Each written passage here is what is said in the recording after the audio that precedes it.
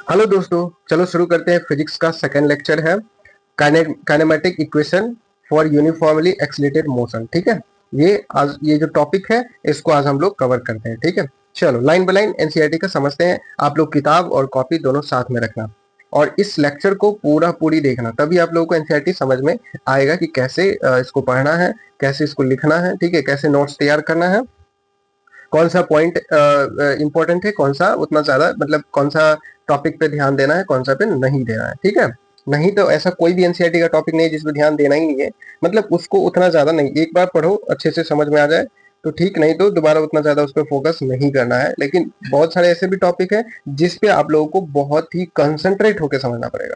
तो पूरा कंसंट्रेट होकर समझने के लिए आपको क्या करना है, सबसे पहले इस वीडियो को पूरी आप लोग देखो, और जो लोग नए नए देख रहे हैं वो चैनल को सब्सक्राइब करो। चलो ठीक है, शुरू करते हैं। For uniformly accelerated motion we can derive some simple equation. ठीक है, यूनिफॉर्मली एक्सलेटेड मोशन को समझने के लिए हम लोग को क्या चाहिए, एक इक्वेशन की आवश्यकता होगी, जो दो तीन इक्वेशन, टोटल 4 मोशन का इक्वेशन है जो हम आगे बताएंगे। रिलेटेड टू डिस्प्लेसमेंट यानी x, फिर time t, initial velocity v not and final velocity v and acceleration a। ठीक है, ये हो गया ऑलरेडी ऑब्टेन्ड। अब देखो इसमें ध्यान से क्या है, ये फाइनल देख लिए, ये सब ठीक है। ये मतलब ये सब उतना ही बताया हुआ है कि कौन सा, जैसे कि डिस्प्लेसमेंट को x से लिखना है, एक्सलेशन को a से लिखना है, स्मॉल a, फिर इनिशियल वेलोसिटी, फिर फाइनल वेलोसिटी। ठीक है, ये सब अपना देख लेना है। ठीक है, उसके बाद देखो यहाँ पे an object moving with uniform acceleration. अगर कोई ऑब्जेक्ट यूनिफॉर्म एक्सलेशन से मूव कर रहा है तो उसका जो मैथमेटिकल फॉर्मूला होगा वो v इज इक्वल टू, चलो अगर आप v is equal to v naught जो है ना उसको u से डिनोट कर देते हैं इनिशियल वेलोसिटी को, तो यहाँ पे हो जाएगा v is equal to u plus a t, v is equal to u plus a t. इस इक्वेशन को आप हमेशा के लिए रट लो, दिमाग में चिपका लो। ठीक है, this relation is graphically represented. ठीक है, जो बता दिया है ऊपर में ग्राफ की तरफ बताया गया है, जो आगे हम बताते हैं।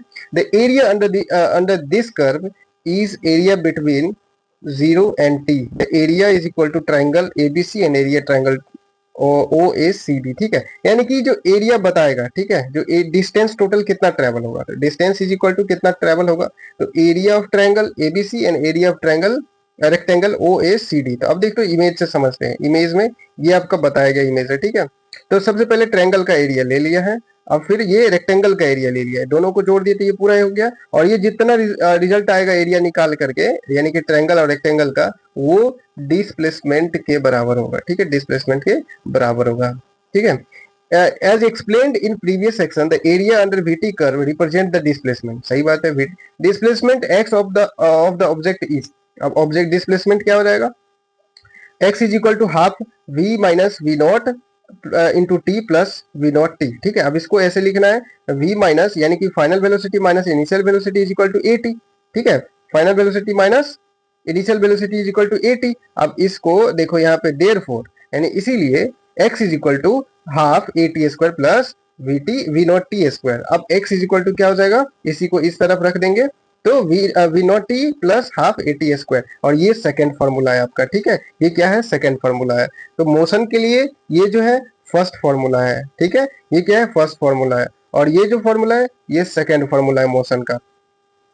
अब इसी फॉर्मूला को कैसे तोड़ा गया है, देखो x is equal to v plus v naught by two into t. अब इसी को लिखा गया है वी नॉट टी। ठीक है, इसी को लिखा गया है, और ये जो वी नॉट टी है, तो जब एक्सलेशन कांस्टेंट होगा तब v naught is equal to v, यानी कि इनिशियल वेलोसिटी यानी final velocity plus initial velocity का हाफ करेंगे तो ये वी डैश आ जाएगा। ठीक है, वी डैश आ जाएगा।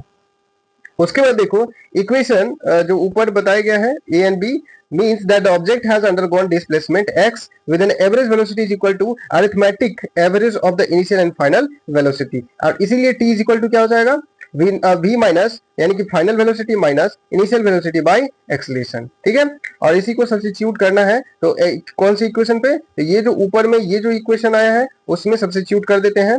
तो इसमें दोनों का वैल्यू यानी कि वी नॉट का वी डैश का वैल्यू लिखा गया है, और टी का वैल्यू लिख करके हमको आया v square minus v not का स्क्वायर बाई टू ए। अब इसको लिख देना है इस तरीके से, ये आपका क्या हो जाएगा, थर्ड इक्वेशन। ये क्या हो जाएगा आपका थर्ड इक्वेशन। ये तीन इक्वेशन आप लोग हमेशा के लिए दिमाग में रखोगे, क्योंकि ये फिजिक्स का, मैकेनिक्स का, ये बहुत ही मोशन, लॉज ऑफ मोशन, या कोई भी मोशन से रिलेटेड क्वेश्चन काइनेमेटिक्स में ये तीनों क्वेश्चन बहुत ही ज्यादा इंपॉर्टेंट है। इसके बिना कुछ एक भी क्वेश्चन हिलने वाला नहीं है। चलो फिर ध्यान से देखते हैं। This equation can also be obtain substituting the value of t from the equation 2.4 अपने देख लेना। And this we have obtain three important equation, that is v यानी कि v is equal to u plus a t, x is equal to u t plus half a t square and v square minus u square plus 2ax। ये जो तीन equation है इसको हम लोग कहते हैं इक्वेशन ऑफ मोशन। क्या कहते हैं? Equation of motion. उसके बाद देखो, connecting five quantities v naught, v, a, t and x, these are the kinematic equations of rectilinear motion constant for constant acceleration. The set of equation were obtained by assuming that at t is equal to t and position of the particle x is equal to constant acceleration, and the set obtained by the assuming that t is equal to t and position of the particle x is equal to at 0, यानी कि x जो है यानी displacement जो है position of particle क्या है 0। We can obtain a more general equation if we take position coordinate at t is equal to 0 as non-zero। ठीक है, तो x initial then the modified equation क्या हो जाएगा? मॉडिफाइड इक्वेशन यानी कि फाइनल इक्वेशन जो होगा, तो final equation minus initial sorry final position minus initial position, वो आपको क्या दे देगा? डिस्प्लेसमेंट। तो अगर डिस्प्लेसमेंट ऐसे दे देगा तो ये इक्वेशन फिर से तीनों लॉज ऑफ मोशन का, लॉज ऑफ मोशन बोल रहे हैं, मोशन का काइनेमेटिक्स का जो इक्वेशन ऑफ मोशन है वो इस तरीके से बन जाएगा। तो ठीक है, इनिशियल वेलोसिटी है, इनिशियल पोजीशन है और इनिशियल वेलोसिटी का स्क्वायर है। ठीक, उसके बाद देखो ऑब्टेनिंग, अब डिफरेंशिएशन से हम इस इक्वेशन को भी सॉल्व कर सकते हैं bye defining dv by dt। dv by dt क्या देता है? एक्सेलरेशन देता है। अब जब इसको dv by dt को हम लोग डिफरेंशिएट कर रहे हैं तो dv by a dt, अब a क्या है? आपका कांस्टेंट है, तो a पीछे रख लो और ये इनिशियल माइनस फाइनल वेलोसिटी है और टाइम इनिशियल यानी 0 और टाइम t लगा हुआ है। तो इसमें इक्वेशन को, इसको हम लोग जब सॉल्व करेंगे मैथमेटिकल रूल से, तो ये क्या हो जाएगा? v minus v naught is equal to a t. ठीक है, जो आपका फर्स्ट इक्वेशन आया हुआ है। ठीक है, जो आपका फर्स्ट इक्वेशन आया हुआ है जो ऊपर बताया मैंने। सेकंड है, सेकंड में क्या है? अब dx by dt यानी कि पोजीशन यानी डिस्प्लेसमेंट को डिफरेंशिएट कर रहे हैं तो वेलोसिटी आ रहा है। ठीक है, अब वेलोसिटी आ रहा है तो इसको इस तरीके से लिखा जा सकता है, जब initial position minus initial position, ऊपर में लिखना होता है फाइनल पोजीशन। ये हो गया फाइनल पोजीशन, ये हो जाएगा इनिशियल पोजीशन, नीचे में इनिशियल टाइम, ऊपर में फाइनल टाइम। अब उसको कैलकुलेट करके जो आ रहा है वो कितना आ रहा है?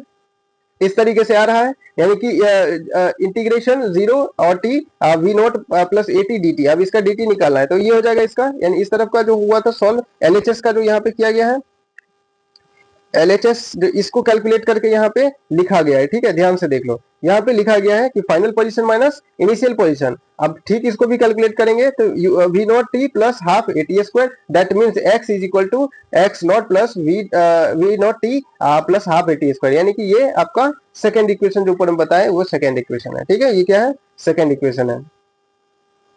उसके बाद देखो यहाँ पे, जब मान लो dv by dt करते हैं, इसका वेलोसिटी का ये चेन रूल से आ रहा है। ठीक है, तो dv by acceleration plus velocity यानी कि दोनों का dv by dt chain rule से करते हैं, तो इसको चेन रूल से करने पे इस तरीके से आएगा v square minus v not का square by 2 and a into x minus x not. अब इसको कैलकुलेट करके आ जाएगा इतना, v square is equal to v not square plus 2ax, यानी x बराबर यानी क्या होता है? डिस्प्लेसमेंट बराबर क्या होता है? ये final position minus initial position. ठीक है, तो ये आपका हो जाएगा थर्ड इक्वेशन।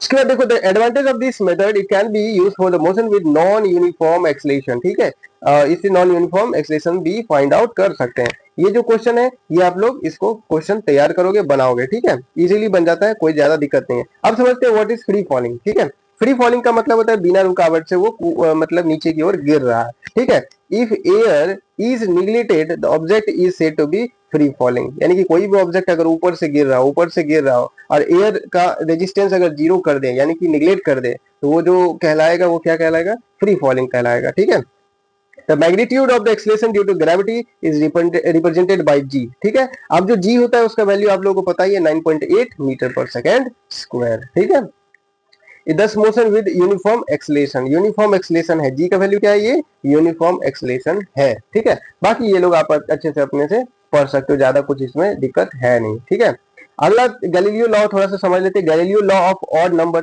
अब इसका जो स्टेटमेंट है देखो, स्टेटमेंट में क्या है? The distance travels during equal intervals of time by a body falling from rest stand to one another in the same ratio as odd number of beginning with the unity.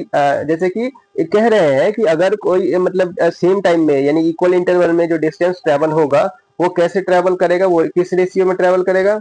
1 यानी odd number के जैसे शुरुआत होता है उसी तरीके से ये भी रेशियो में तो तैयार करेगा खुद को, इस तरीके से ऑड नंबर हो जाता है। ठीक है, तो इस रेशियो में इसका क्या होगा, डिस्टेंस ट्रेवल होगा। तो यही बात को यहाँ पे कह रहा है प्रूफ करने के लिए। तो प्रूफ करने के लिए क्या करना होगा, तो ये सारा आप लोग पढ़ोगे और यही फॉर्मूला से प्रूफ हो जाती है। तो उसमें क्या किया गया है, सबसे पहले जो टाइम है ये जीरो वाला सारा जीरो जीरो तो जीरो रह जाएगा। अगर टॉर्क मान लेते हैं पहला इनिशियल टाइम है तो 1 हो जाएगा। अगर टॉर्क 2 यानी 2 टॉर्क में लेते हैं तो वो जो ऊपर फॉर्मूला भी बताए उस फॉर्मूला पे बैठाएंगे तो 3 आ जाएगा यानी 3। उसी तरह से 1 3 5 7 9 11 यानी ऑड नंबर जैसे चलता है उसी तरीके से इसका डिस्टेंस ऑफ जो होगा, रेशियो ऑफ डिस्टेंस ट्रेवल, वो भी ऑड नंबर में चलते रहेगा। ठीक है, उसके बाद देख लो ये भी उसके बाद यहाँ पे अच्छे से समझना रिएक्शन टाइम। रिएक्शन टाइम का मतलब क्या होता है कि आप कोई भी चीज के लिए, जैसे कि मान लो मैंने यहाँ पे एक बॉल लिया और यहाँ पे आपके हाथ में फेंका तो आप तुरंत उसको कैच कर लोगे।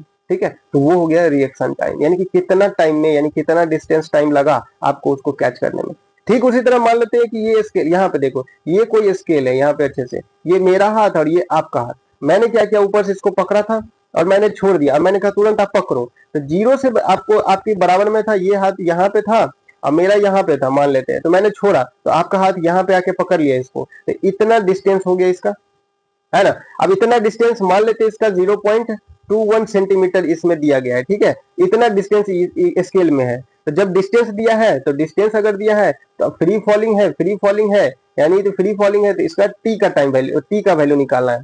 तो initial velocity is equal to और एक्सेलरेशन बराबर ए बराबर -9.8 मीटर पर सेकेंड। अब यहाँ पे टाइम आपको निकालना है तो डिस्टेंस बराबर फॉर्मूला क्या होता है, half minus half G T square, और टी आर का, अब टी का वैल्यू निकाल लेंगे 2d बाई जी सेकेंड। अब डी का वैल्यू 21 सेंटीमीटर दिया हुआ है, अब जी का वैल्यू बताइए कैलकुलेट करके 0.2 सेकेंड। तो इस सेकेंड को हम लोग बोलते हैं रिएक्शन यानी कि रिएक्शन टाइम, यानी कि तुरंत कैसे हम लोग मतलब उसको पकड़ लिए।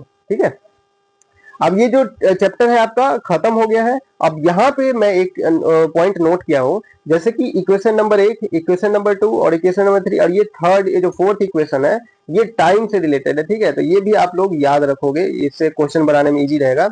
Sn is equal to u plus a by two into 2n-1। ठीक है, u इनिशियल वेलोसिटी, फिर एक्सीलरेशन और 2n हो गया कितना, नंबर ऑफ सेकंड में, यानी कि 10 second, 5 second, 4 second, number of second है। ठीक है, नंबर ऑफ टाइम यानी सेकंड में, तो ये हो गया n is equal to time. तो अब कितना सेकंड में कोई भी ऑब्जेक्ट डिस्टेंस ट्रेवल कितना करेगा। ठीक है, मान लेते हैं कोई बॉल को जब 10 सेकंड में कोई बॉल 2 मीटर चला, फिर 6 सेकंड में 3 मीटर चला, फिर 5 सेकंड में कुछ चला, तो उस तरीके से अगर बोल दे कि 10 सेकंड में कितना चलेगा तो ये आप इस फॉर्मूला पे इजीली निकाल लोगे। ठीक है, ये 4 इक्वेशन आप लोग अच्छे से याद कर लो। ठीक है, अब इस चैप्टर में हम लोग क्वेश्चन करेंगे जो आपको नेक्स्ट वीडियो में बताया जाएगा। ठीक है, और जो लोग नए हैं इस वीडियो को पूरा देखे हैं वो चैनल को सब्सक्राइब कर लो। चलो नेक्स्ट वीडियो का इंतजार करो।